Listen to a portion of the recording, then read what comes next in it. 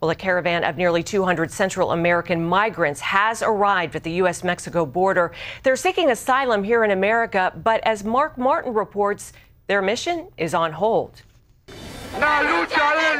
Migrants from Honduras, El Salvador, and Guatemala have traveled for a month, making their way through Mexico to the San Diego border Sunday, the busiest crossing in the United States. They desperately want asylum in the U.S. Some families are even willing to risk being separated to cross the border. But U.S. authorities say this crossing is already at capacity and they cannot allow any more asylum seekers. Migrants say they'll wait as long as it takes. We're fighting for a better future. The nearly 200 migrants say they're escaping conflict in their home countries like gang violence and LGBT persecution.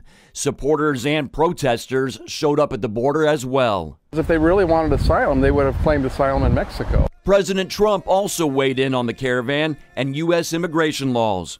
Are you watching that mess that's going on right now with the caravan coming up? And our laws are so weak.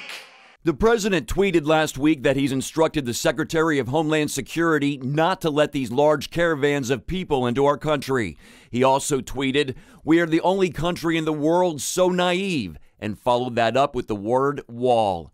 American lawyers are also at the border providing free advice to these migrants, saying that going back to their home countries is not an alternative for many. What lays ahead is still less terrifying than what is behind them and what they have fled. The U.S. Customs and Border Protection Commissioner says the border facility near San Diego is at capacity for people who do not have legal documents and are wanting to enter the U.S.